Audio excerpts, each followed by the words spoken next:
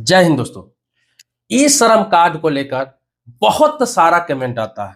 आपको बता दूं, गवर्नमेंट स्कीम पे मैं जो वीडियो बनाता हूं या फिर अपडेट करता हूं आप लोगों को, उसमें सबसे ज्यादा कमेंट में अगर कमेंट आता है तो वो ई श्रम कार्ड को लेकर आता है। ई श्रम कार्ड बहुत सारे लोगों ने बनवाया होगा, बहुत सारे लोग बनवा भी रहे हैं। लोग इसके फायदे के बारे में पूछते हैं, हमेशा ये पूछते हैं कि इससे कुछ फायदा हुआ ही नहीं, कुछ पैसा मिला ही नहीं, कोई बेनिफिट हुआ ही नहीं, बनवाने का क्या फायदा, सरकार ने ऐसे ही बनवा दिया लेकिन इसका तो कुछ यूज ही नहीं हो रहा है, इस्तेमाल ही नहीं हो रहा है। लेकिन आपको बता दूं कि इस पर सरकार की बहुत बड़ी योजना है, बहुत बड़ी काम करने जा रहे हैं इसको लेकर सरकार। और आने वाला समय में इस श्रम कार्ड का जितना वैल्यू होगा, आपका किसी भी डॉक्यूमेंट्स का उतना वैल्यू नहीं होगा। एक समय था जो आपने देखा होगा कि आधार कार्ड का कोई वैल्यू नहीं हुआ करता था, लेकिन आज के डेट में इन 10 सालों में क्या हुआ कि आधार कार्ड आपके पास नहीं है तो आपका कोई डॉक्यूमेंट्स नहीं बनेगा, न किसी बैंक में खाता खुलेगा, न कोई इंश्योरेंस करा सकते हैं, न गाड़ी खरीद सकते हैं, न ट्रेवल कर सकते हैं, न कहीं होटल में ठहर सकते हैं। हर चीज के लिए, हर काम के लिए आपका आधार कार्ड होना जरूरी है। हर चीजों को आधार से लिंक कर दिया गया, यहाँ तक कि आपका voter I card, passport, pan card सारे आधार कार्ड से लिंक होते हैं। राशन कार्ड भी आपका आधार कार्ड से लिंक है। तो आधार कार्ड का कितना वैल्यू हो गया। इसी प्रकार से ये ई श्रम कार्ड को लेकर सरकार का बहुत बड़ी योजना है। आपको बता दूं कि ये ई श्रम कार्ड है, ये कोई नॉर्मल कार्ड नहीं है, ये ऐसे ही नहीं सरकार ने आपको बनवा दिया। ये असंगठित जितने भी मजदूर हैं उनका डाटा सरकार ने लिया है, सिर्फ डाटा लिया है। डाटा का मतलब आप समझ रहे हैं, आपका सारा बायोडाटा, जिसको रिज्यूम कहा जा सकता है, पूरा बायोडाटा सरकार ने लिया है। आप क्या करते हैं, कितना कमाते हैं, आपका नाम क्या है, आपका मोबाइल नंबर क्या है, आपका बैंक अकाउंट नंबर क्या है, आपका एड्रेस क्या है, आप कौन सा मजदूरी करते हैं, ये सारा एक तरह से डाटा कलेक्ट हुआ है असंगठित मजदूर का। और ई श्रम कार्ड जिसका बन गया हुआ है तो समझिए कि सरकार के योजना के वो पात्र है, इसलिए उसका ई श्रम कार्ड बना है। चाहे वो व्यक्ति कोई भी काम कर रहा हो, वो असंगठित मजदूर में आ जाता है। चाहे वो रिक्शा चलाने वाला है, ठेला चलाने वाला है, ड्राइविंग करने वाला है, सब्जी बेचने वाला है, फुटपाथ पे सामान बेचने वाला है, चाय का दुकान चलाने वाला है, सिलाई करने वाला है, दूध बेचने वाला, अखबार बेचने वाला, पंचर बनाने वाला, कंस्ट्रक्शन का लेबर करने वाला, किसी के खेत में काम करने वाला, माली का काम करने वाला, रोड में लेबर मजदूर का काम करने वाला, किसी फैक्ट्री में मजदूरी करने वाला, किसी भी प्रकार का वो मजदूर है। बहुत सारे और भी कैटेगरी है इसमें, किसी भी प्रकार का मजदूर है, सभी का ई श्रम कार्ड बनाने के लिए कहा गया था और लोगों ने बनवाया।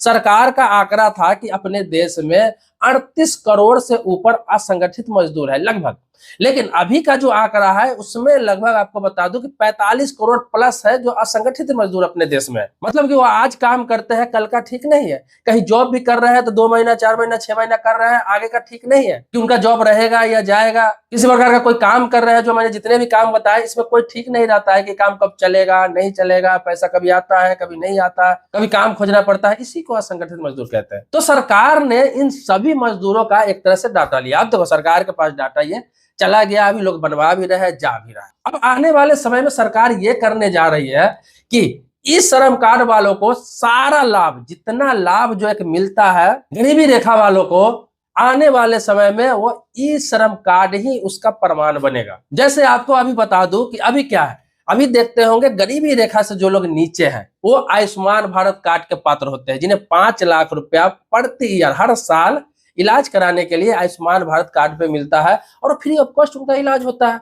इसके अलावा उनको प्रधानमंत्री आवास योजना का लाभ मिलता है, कौन गरीबी रेखा से नीचे है उनको। इसके अलावा आपको बता दूं कि अंत्योदय योजना का लाभ मिलता है। आमतौर पर आप देखते होंगे राशन कार्ड आप लेने जाते होंगे तो 5 किलो प्रति व्यक्ति के हिसाब से राशन मिलता है नॉर्मल लोगों को, लेकिन जो गरीबी रेखा से नीचे है, जिनका अंत्योदय कार्ड है, उनको क्या है 35 किलो अनाज मिलता है। चाहे उनका परिवार 2 लोगों का ही क्यों ना हो, चाहे 4 लोगों का ही क्यों ना हो, 35 किलो उनको अनाज मिलता है हर महीने। तो इस तरह का लाभ, बहुत सारे लाभ जो एक्स्ट्रा मिलता है गरीबी रेखा से नीचे वालों के लिए, क्यों मिलता है?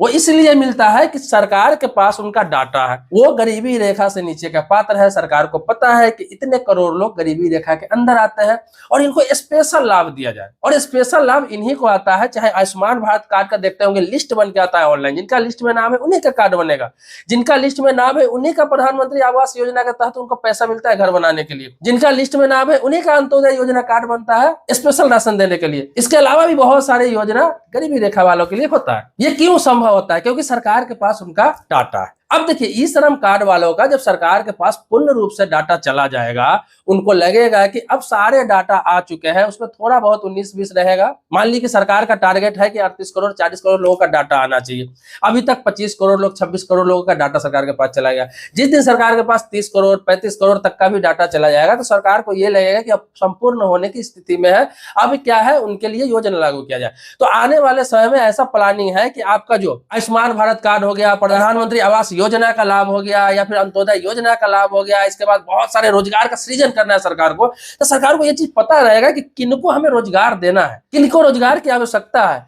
किनको सरकार की तरफ से राहत पहुंचाना है, किनको स्वास्थ्य सेवा देना है, किनको शिक्षा के लिए पैसा देना है, किनको मकान के लिए पैसा देना है। तो वो इसी डाटा के आधार पर सरकार इस चीज को इस्तेमाल करेगा और डायरेक्ट उन्हीं लोगों का लाभ मिलेगा। इसीलिए ई श्रम कार्ड जब बनता है तो आपने देखा होगा उसमें बैंक अकाउंट भी लिया जाता है, अकाउंट नंबर, और आपका मोबाइल नंबर भी ऐड किया जाता है, और ये आपके आधार नंबर से भी लिंक किया जाता है। कोई भी सरकारी योजना जब स्टार्ट होता है तो ये नहीं कि अचानक से आपको कोई लाभ मिल जाता है। आपको बता दूं, आधार कार्ड जब बनना स्टार्ट हुआ था ये लगभग 2009-10 के ईस्वी में बनना स्टार्ट हुआ था, लेकिन इसका फायदा लोगों को 2016 के बाद 2017 के बाद मिलना स्टार्ट हुआ, क्योंकि आधार से हर चीज लिंक हो गया, आधार एक आसान डॉक्यूमेंट्स हो गया, आधार पे ही सारे काम होने लगे। तो उसमें क्या समय लग गया आपको? 7 से 8 साल का समय लग गया। इसी प्रकार से ई श्रम कार्ड जो बनना स्टार्ट हुआ तो आप ध्यान देंगे कि 2021 में बनना स्टार्ट हुआ था, और ये मात्र और मात्र चौथा साल चल रहा है। तो आपका इसका रिजल्ट हो सकता है 1 साल में हो, 2 साल में हो, दिखने को मिल जाए। और इस चीज की पूरी संभावना है कि जितने भी असंगठित मजदूर का डाटा सरकार के पास गया है, चाहे सरकार किसी की भी बने, आने वाले समय में यह फायदा लाभ उनको स्पेशल मिलना है, क्योंकि सरकार के पास यह डाटा ऐसे बेकार में पड़ा नहीं रहेगा। इसका इस्तेमाल सरकार करेगी ही करेगी, चाहे चुनावी लाभ के लिए हो, चाहे आपके फायदे के लिए हो, चाहे गरीबी दूर करने के लिए हो, चाहे बेरोजगारी दूर करने के लिए हो, चाहे देश को विकसित करने के लिए हो। इसको लेकर डिपार्टमेंट की तरफ से कई बार ऐसा बयान भी आ चुका है कि आने वाले समय में आपको ई श्रम कार्ड का फायदा नजर आएगा। आप हर चीज तत्काल खोजेंगे तो तत्काल कोई चीज नहीं होता है। अब आपको बता दूं, हर चीजों में सरकार फायदा थोड़ा थोड़ा देती ही है, लेकिन ये फायदा बड़ा होने वाला है, लेकिन ये भविष्य के गर्त में है, आपको थोड़ा वेट करना पड़ेगा। इसके तहत योजना का लाभ मिल सकता है। अब बहुत सारे लोगों को यह पर्सनल लाभ नहीं मिल रहा, बहुत सारे की ये उम्मीद है मुझे पेंशन मिलेगा, मुझे ई श्रम कार्ड पर पैसा हर महीने मिलेगा, तो इसलिए नहीं बनाया गया ई श्रम कार्ड। ई श्रम कार्ड श्रमिक के लिए होता है, इस पर सरकार आपको पेंशन क्यों देगी? इसमें सरकार हर महीने या हर साल आपको पैसा क्यों देगी? ये आने वाले समय में योजना का लाभ देने के लिए आपका डाटा लिया गया है। हो सकता है इसके लिए सरकार कोई अलग से फिर से योजना लॉन्च करे, या फिर पुराने जितने योजना मैंने बताया इससे लिंक करके आपको लाभ स्पेशल दिया जाए। दूसरा क्या है कि ई श्रम कार्ड आपके पास है तो 2 लाख का आपका इंश्योरेंस भी तो चल रहा है, एक्सीडेंटल इंश्योरेंस 2 लाख का चल रहा है।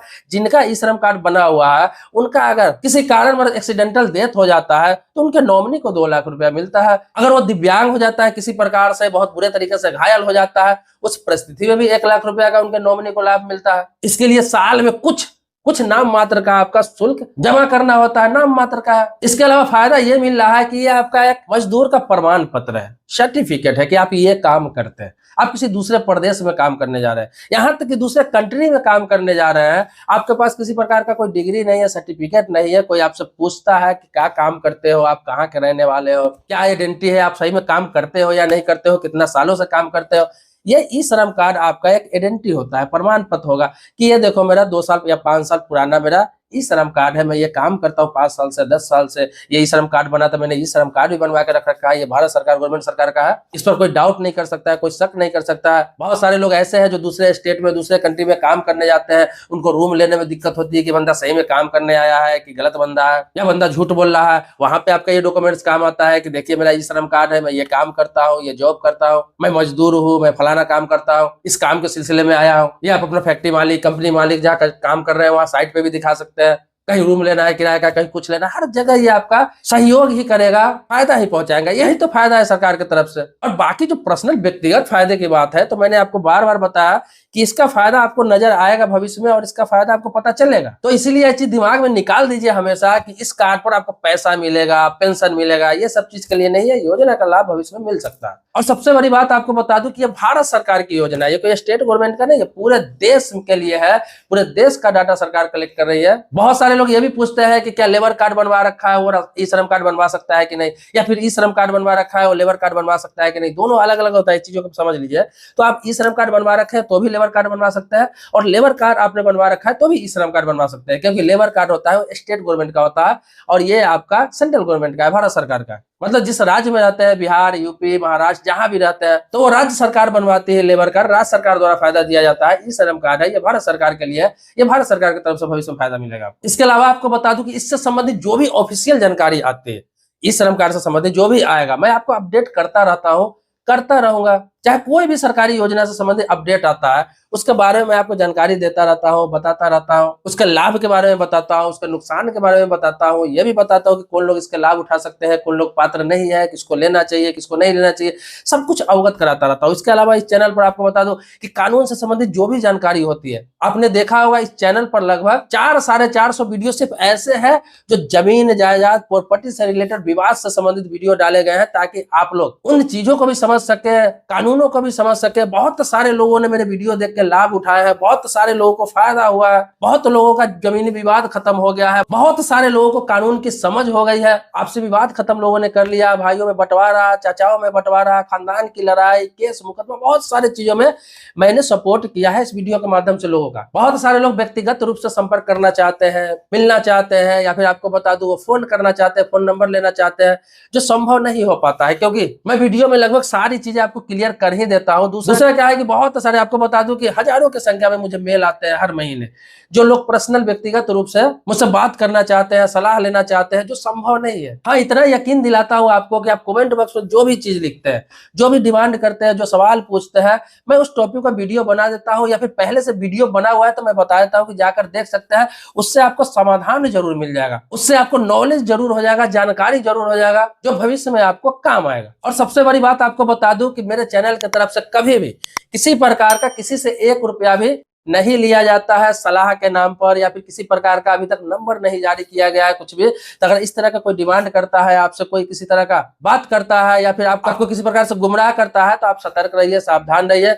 भविष्य में हो सकता है कि अगर मैं कोई हेल्पलाइन नंबर जारी करूं आप लोगों के लिए, तो मैं अपना वीडियो के माध्यम से पहले क्लियर कर दूंगा। दोस्तों, इसी प्रकार की कोई नए टॉपिक पर जानकारी चाहिए, चाहे कानून से संबंधित हो गया, गवर्नमेंट स्कीम से संबंधित हो गया, रेलवे से संबंधित कोई अपडेट हो गया, तो आप कमेंट बॉक्स में लिख सकते हैं। इसके अलावा आप जानते हैं कि जो भी अपडेट आता है तो मैं कोशिश करता हूँ आपको अपने वीडियो के माध्यम से अपडेट कर दूं, आपको जागरूक कर दूं, अवेयर कर दूं। वीडियो लंबा होता जा रहा है, मिलते हैं नेक्स्ट वीडियो में एक नए मुद्दे के साथ। तब तक के लिए शुक्रिया, धन्यवाद, जय हिंद दोस्तों।